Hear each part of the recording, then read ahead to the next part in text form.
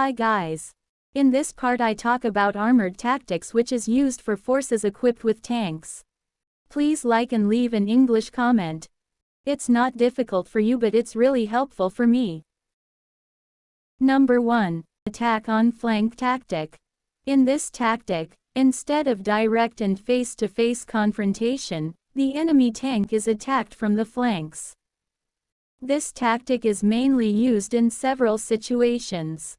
1. Carrying out armored combat in open areas with the ability to maneuver and without movement restrictions for armor, such as open plains.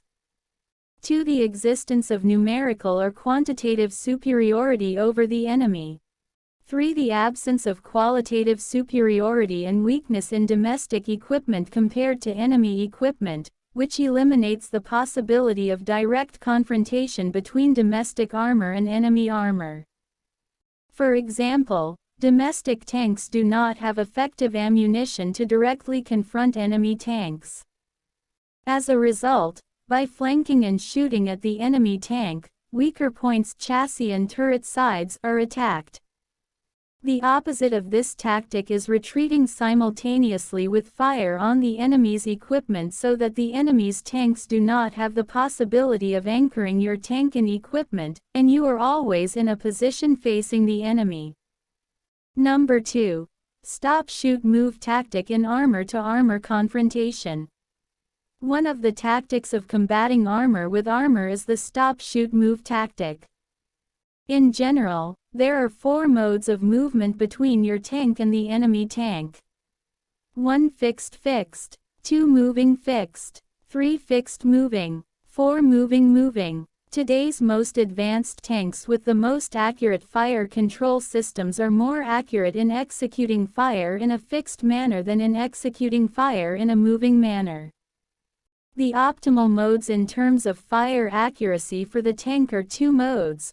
1. Fixed and 2. Fixed moving. Although shooting steadily increases the accuracy of shooting and hitting, it puts the tank in mutual danger of being hit by the enemy.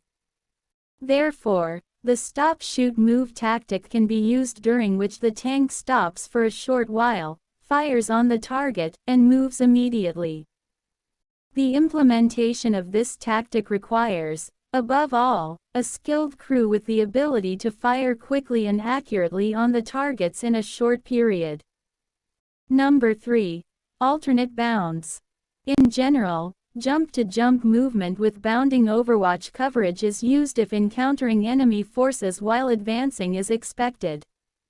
This method is the safest and slowest way to proceed. In the alternate bounds method, forces are divided into 2 parts. Lead element and rear element.